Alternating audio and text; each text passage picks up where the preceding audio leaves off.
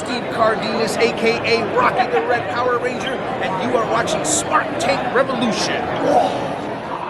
Ladies and gentlemen, welcome back to the Smart Tank Revolution, where we are always fortunate enough to kick out at 2.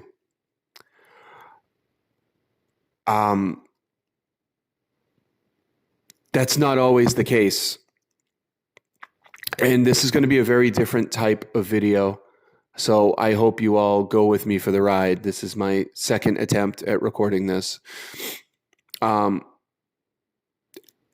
you may have heard, depending on when this drops, someone who is not fortunate enough to kick out at 2 is a very, very personal favorite of mine. And I like to do these Smart Tank Revolution Essentials in a timely fashion when something occurs that brings these superstars to the light and it makes it relevant for the time, and it's something that, you know, just brings up and shines a beacon on them. This one, I don't care about clicks. I don't care about, clout, nothing. I just listen if you will indulge me. If I could afford to tell you a story for a minute. I'm so lost on this. I didn't even do the intro, but it is today. It's Joey. No moniker, no business, no nothing. Just Joe. Just Joe. And then I got a very heavy heart this morning.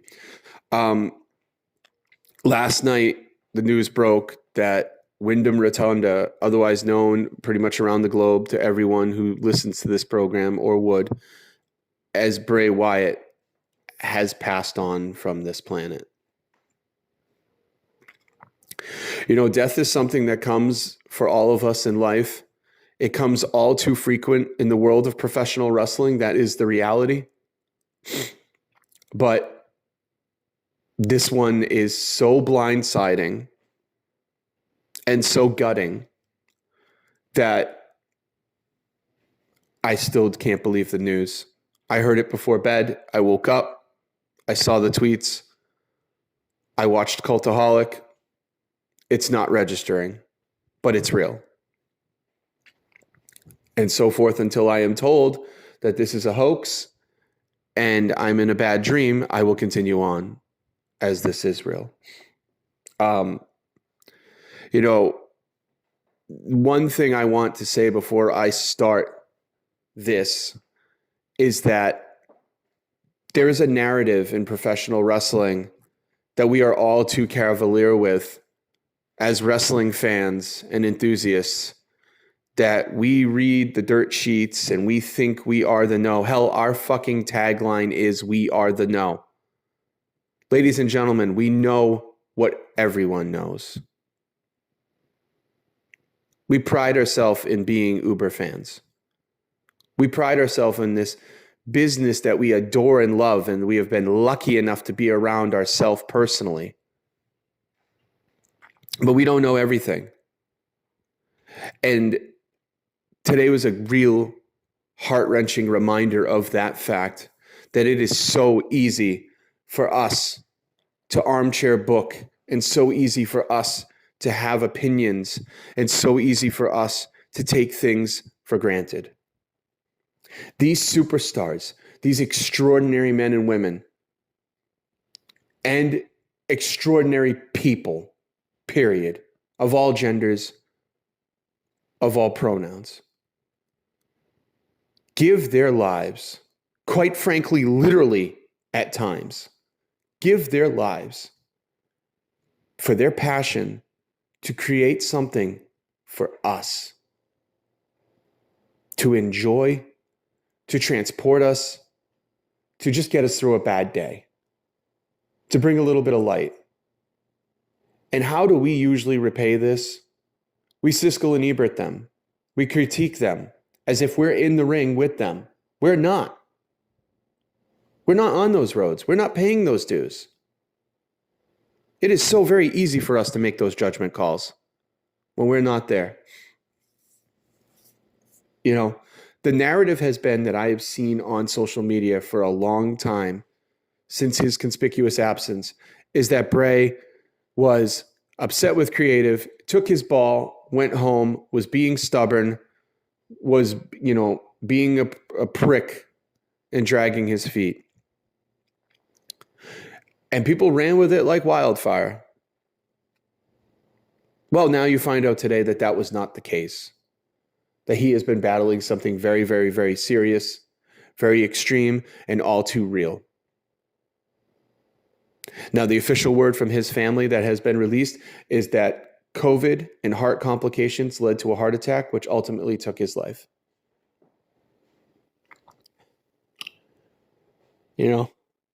Heart attacks are a real thing, folks.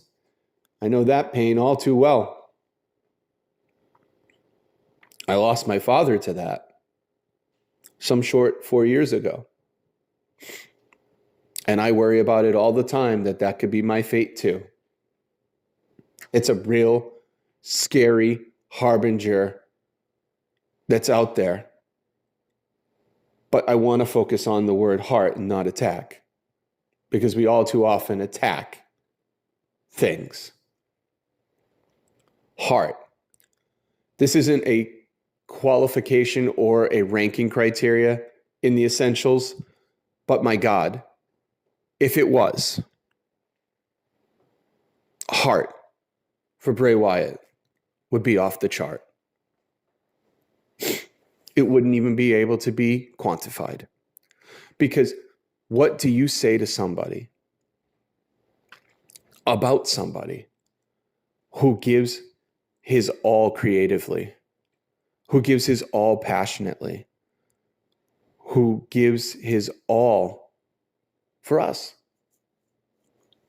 You could see when people are in it for the paycheck, and you could see when people are in it for the love, if you've been around it long enough. And he most certainly was not in it for the paycheck. This is a man who is hampered with one of the most ridiculous, stupid gimmicks you could possibly get in his Nexus days as Husky Harris. And he decided, you know what? That's not me. As all the greats do. He decided, that's not me. I'm going to buck the system. I'm going to tear this guy down, and I'm going to rebuild who I am in that ring. And he gave us one of the most amazing, impressionable renditions of a wrestling character that I have ever seen. Yes, this side of The Undertaker. Matter of fact, people were calling him the next Undertaker. I sure was. When he came out as Bray Wyatt with the Wyatt family, that Charles Manson-esque captivation of the crowd was beyond brilliance. It was so stunning and enthralling that it just sucked you right into TV. And you just go, that man's going to be a star. But not only did he have the look and the cool gimmick, he had the chops in the ring to back it up. He was fierce. He was like a combination of Bam Bam Bigelow and, like Jake the Snake. He moved like Bam Bam. I'll never forget his match with Daniel Bryan. And then Daniel Bryan at the Royal Rumble 2014. Match of the night by far. Might have been one of the matches of the year. And I'm getting ahead of myself because that's a ranking criteria. I digress. Bear with me. I am trying to put this together. This is the least choked up I've been up ever since talking about this. But I asked Donnie if I could take this one because this one means so very much to me. But I am very upset at this narrative that people allow with the dirt sheets, that he took his ball and went and ran home, when we know that's not the case now. So as of today, I will no longer be participating and following those dirt sheets, because there has to be a responsibility in reporting. You can't create a juicy narrative and run with it when it's somebody's life. This man has been clearly sick for a while. Now, I understand sometimes people want to keep these things quiet, but I do think the WWE did him a great disservice and not stepping out in front of it. Anytime it was asked, anytime it was questioned, they should have been like, listen, he's sick, but we support him. There is nothing wrong creatively, not quietly. They should have been in front of this. This man's a third generation superstar. His grandfather, his uncle, his father, his brother. They're no stranger to the wrestling business. And that deserves more. Now, here at the Essentials, we rank on two criteria. Two separate sets of criteria, I should say. The first one is from Bret Hart's Autobiography, My Real Life in the Cartoon World of Wrestling. And then ours, which is unabashedly my favorite, The Essentials, which Donnie beautifully crafted and came up with. And, not to ho-hum, we'll start off with the Bret Hart criteria. It's rated from 1 to 10, 10 being the best, 1 being the least. Wrestlers look. What's the first thing, your impression, that when they walk through the curtain, what's the first impression you get of said person? When you lay your eyes on them for the first time, if you laid your eyes on them in a Foot Locker, would you feel the same way? Do they have what it takes in your mind to be a professional wrestler, to stand up to that visage that we all have? For Bray Wyatt, as Bray Wyatt, I put him at an 8, 100%. He had an occult cool factor to him that was so different. He wasn't copying anyone on the roster. He wasn't trying to, fake it. It was his creative outburst in real life, what he felt creatively on the inside in that brilliant mind of his let out to the world. When you saw Bray Wyatt, when you saw the Hawaiian shirt, you saw the hat, the straw hat, you saw, later on when he made little tweaks, when he had the butcher apron and, he got a little more sinister. I mean, he just always was evolving. He was an absolute 8. He may not have been the most svelte person or the most jacked person, but you look at him and go, yeah, pro wrestler for sure. He's a bruiser. Definitely. There was without question. You would know that Bray Wyatt is a wrestler. Promo ability. Well, we all know that this one's my favorite by far. And what do you say? From 1 to 10? 10. An absolute 10. An absolute 10. And I'm not saying it just because the man deserves his flowers. I'm saying I put him up there with the absolute greats on the microphone. Paul Heyman, who I maintain is the greatest of all time on the stick. The Rock, MJF, CM Punk. Those are my greats. LA Knight is getting there. Bray Wyatt. Bray Wyatt is incredible. He had the ability to craft a promo that was so alluring. Sometimes you think, if you're a fan and you watch, Rob Zombie movies like, The Devil's Rejects, his mind worked so well. His feud with John Cena was one of the best feuds for that time frame, I think. It went the wrong way. It should have went the other way. I don't know why, but I'm not the booker. But when he had the whole world in his hands, the fireflies, the crowd, you couldn't help it. You saw cell phones lit up everywhere whenever he came out. It was like being at a concert atmosphere. And I had just been to Disturbed last week. I could tell you, when the lights went on and the phones were waving, all I could think of was Bray Wyatt when the band asked. He had that presence, and he was so good. He was so great in his character. He had that Southern bayou drawl that, he was full in it, man. But he never forgot to maintain a part of his humanity outside of the ring. He could be that in the ring and when the red light was on, but outside the ring, he was still a good man.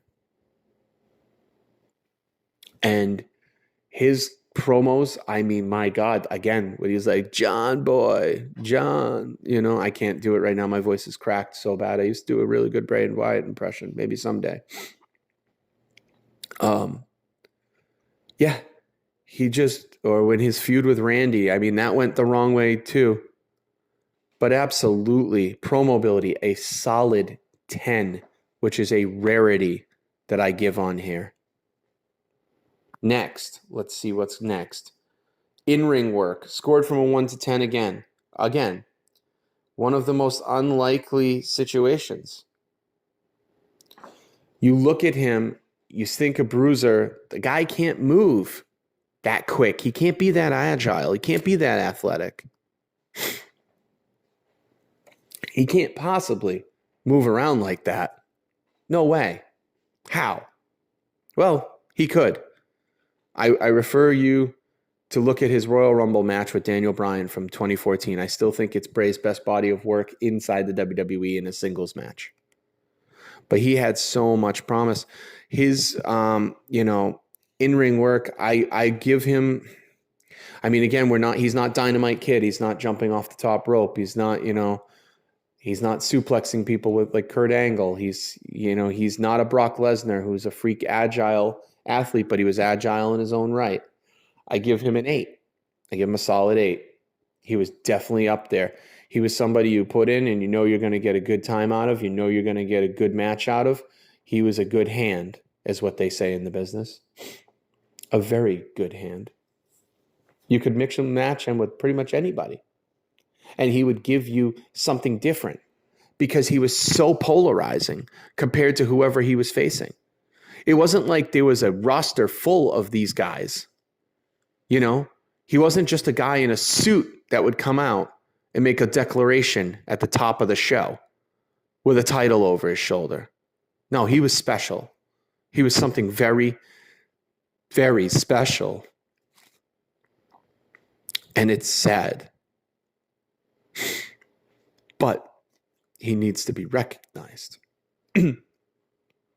Now that's Bret's rankings, and Donnie's loves Bret's rankings, but I prefer these rankings coming up. These rankings are much more important as far as I'm concerned. And that is our STR ranking, which is 3 categories again, but we're scored from a 1 to 5. 1 being the least, 5 being the best. The first one, innovative effectiveness. Donnie describes it as the ability to work as a baby face or a heel. Can you be a good guy or a bad guy? Now, we know every time I do these essentials, I've always said that the rarity is somebody who can do both of these as good as each other. It's extremely rare that you will find somebody who can be both as good as each other. Now, Bray Wyatt, it's hard to categorize. Again, special. Depending on the situation and the opponent, he could be either a babyface or a heel without changing anything. Simply because you wanted him to either A, eviscerate the person across the ring from him, he would be your face, or B, because he was a great foil and challenge for the person who you loved on the other side of the ring. But he didn't have to.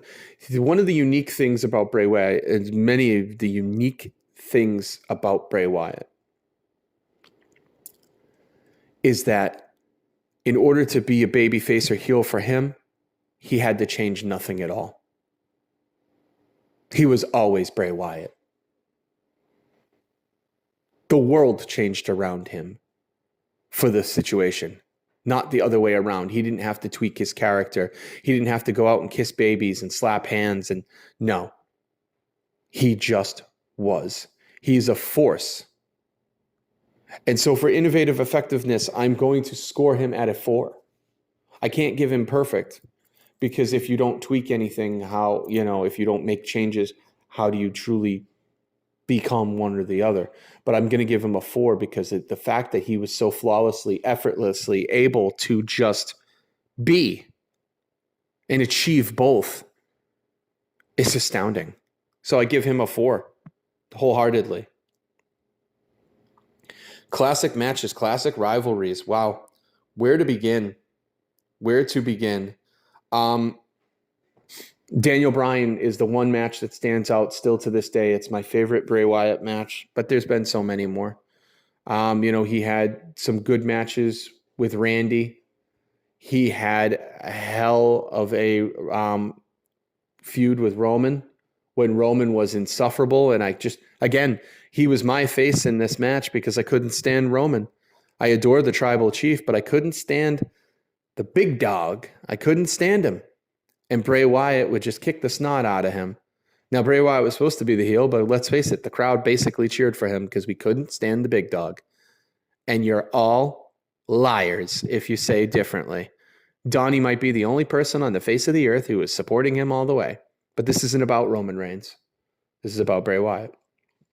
John Cena. The Firefly Funhouse match. This will play into the final category, but the Firefly Funhouse match, that's a tongue twister. Yeah. What an amazing piece of entertainment. Not quite a match, not quite a movie, but very memorable, extremely memorable. One of the most memorable parts of that WrestleMania weekend and one of their salvations, along with the Boneyard match. His feud with Seth Rollins. I mean, as The Fiend. We're just talking about Bray Wyatt. We didn't even go into The Fiend. The Fiend. A Michael Myers-esque unstoppable force of nature that would just wreak destruction. Where do you start with that? I mean, he dominated. I will not put Bill Goldberg up here with him because that was a shit match and a crap send-off to a great, great wrestling character. But there's so many. They don't register in my head right now, but there's a lot of them. The feud with the New Day and the Wyatt family, amazing.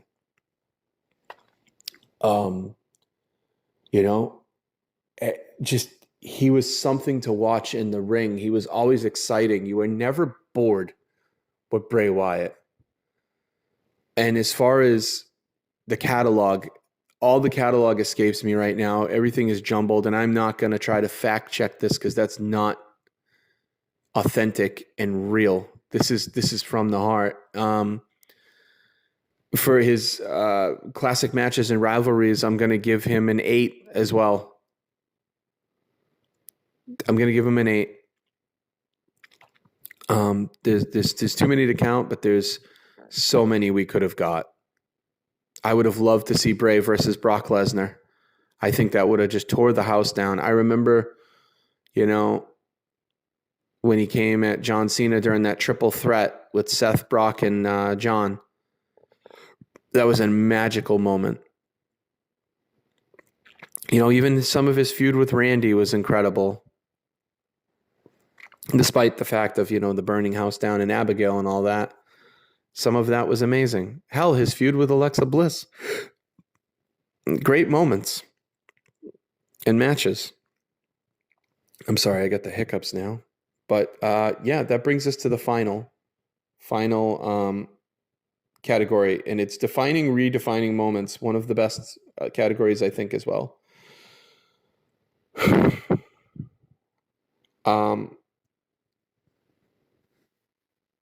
This is a hard one to score because unless you're Triple H, Cody Rhodes, Stone Cold Steve Austin, The Undertaker, you really don't score too high, but I'm going to give Bray a very high grade here. I'm going to give him a 5, and it's biased. Because what do you say about somebody? Career-defining moments. I got one for you. How about the SmackDown after he won the Elimination Chamber? When he unexpectedly beat John Cena and AJ Styles at the end to win his first WWE championship in a true shocker. And he came out on that SmackDown, and you could see how happy he was. And he came out and he said, I have the whole world in my hands, holding up the belt. That's incredible. That's a defining moment. How about the Firefly Funhouse match? Like I said, the creativity that went into it, the ability to get John Cena to not only poke fun of himself, but get some self-awareness of how Big Match John and his shadow affected talent, to work with Windham and John and to create something magical that, yes, it didn't have explanation, but it didn't need it. It was something special. How about when he came back this last time? When he just came back as Bray, before all the Uncle Howdy shit. Yeah, not everything he did was creative gold, but more often than not it was. But when he came back as just Bray, and there was the heartfelt moment in the ring where he said, we brought him back. We saved his life. He had no idea how much people cared about him.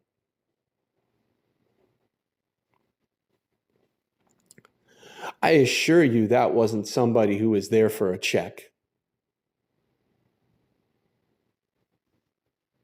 He really did have the whole world in his hands for a period of time. He was so special and captivating. How can you not respect such a creative mind?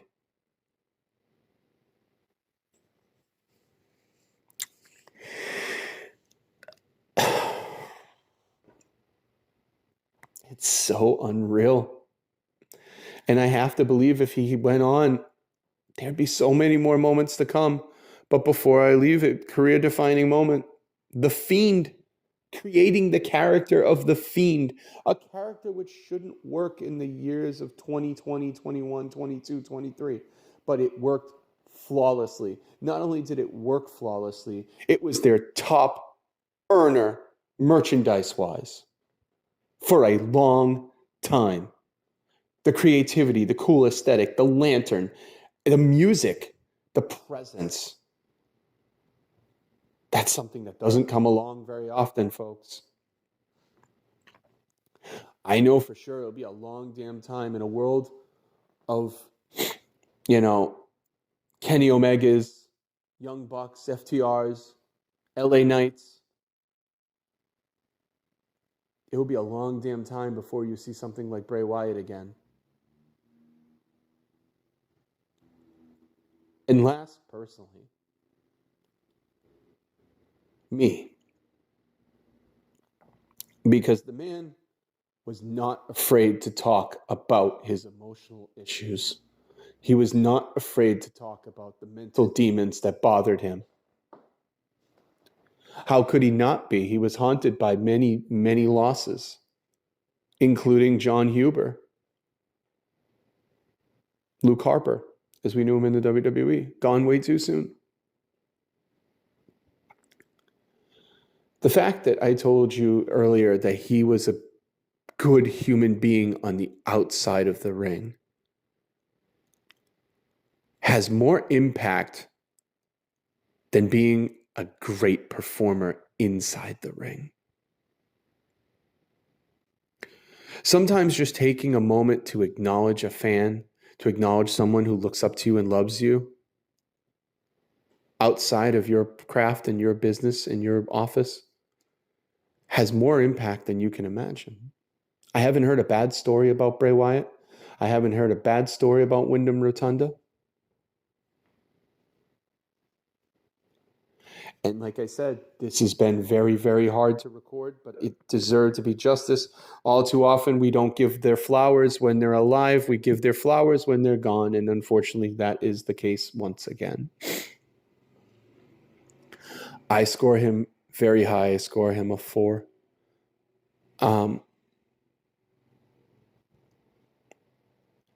I'm sorry. I think I forgot. I might have scored him a 5, but I'm going to change it. I score him as a 5 on defining moments because he defined a lot of moments for me. Enough for me to want to come on and feel compelled to do this right away is enough. There's no question what he brought to the table. Like I said, he will not be replaced anytime soon. I hope all the love, the tribute, the adulation, the recognition, and everything goes out to him. And I hope you guys pour it out. I hope the WWE pours it out. I hope AEW pours it out because he has family in both worlds. He has friends in both worlds. And tonight, like I said, they should do a very special episode of SmackDown if they're going to hold SmackDown. And it should be the way that they did with Owen Hart in the Attitude Era, where they just let everyone talk, because this is one of those things. This is not a Chris Benoit situation where you're going to find out a very gruesome, grim tragedy afterwards. This is a tragic end to a light that was so bright and burned so fast. That's all from me from the Smart Tank Essentials. All I know is right now we got one less firefly in the sky.